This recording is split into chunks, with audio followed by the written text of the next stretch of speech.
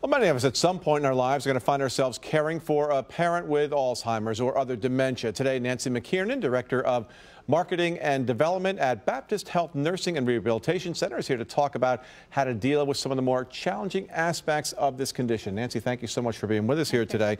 Some of it may be obvious, but I'm sure some of it isn't. Why is it so difficult sometimes to care for someone who has Alzheimer's? Well, just to give an overview, Alzheimer's disease is a degenerative brain disease, and it's the most common form of dementia.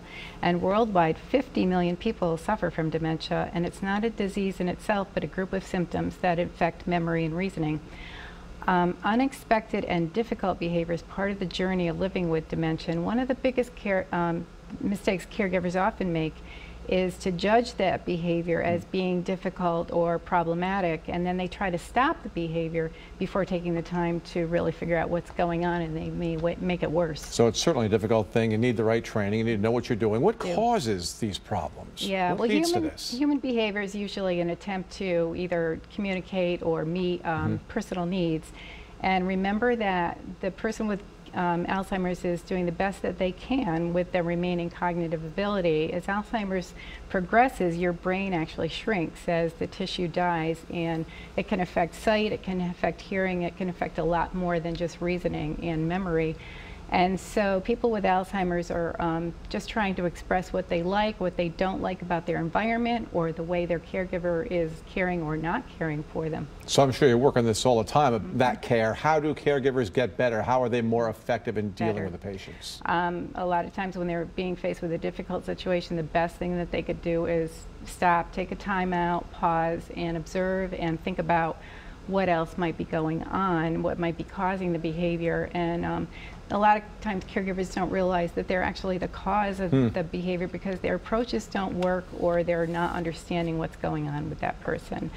So the best thing is to try to educate yourself, put yourself in their position, try to understand what's going on with them, and educating yourself, like the Alzheimer's Association and other organizations offer a lot of education support that can help you really get through that journey with your loved one. Patience, kindness, and caring, it sounds like. Definitely. All right, Nancy, thank you so much for being with us, talking about this tough topic today. For more information about Baptist Health Nursing and Rehabilitation Center or Judson Meadows Assisted Living Community, or to suggest a topic for 6 on Seniors, call them at 370-4700. Check them out on the web as well, www.bapthealth.com.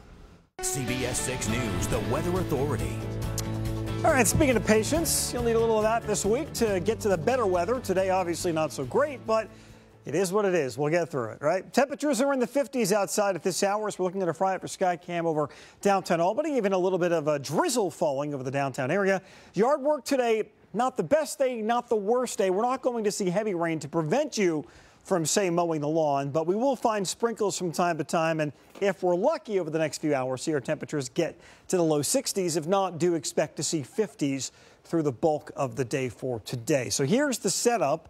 There's a front sitting just south of the I-90 corridor, and we're seeing moisture kind of come up and ride up and over that. We get what's called overrunning, and we're seeing showers across areas along and north of Albany. They've kind of died off a little bit, not quite as steady and heavy as they were earlier today, but nevertheless, there are a few out there. Like I said, a little drizzle over downtown Albany, extending eastward into Rensselaer County. Then we go up to Saratoga County, some light showers and drizzle into Washington County, over into northern portions of Bennington County in Vermont.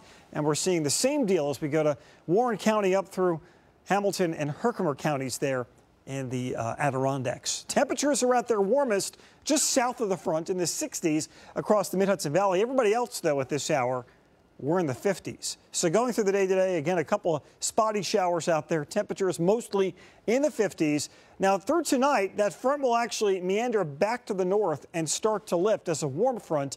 Temperatures will stay steady in the 50s. We'll see some spotty showers through the evening hours.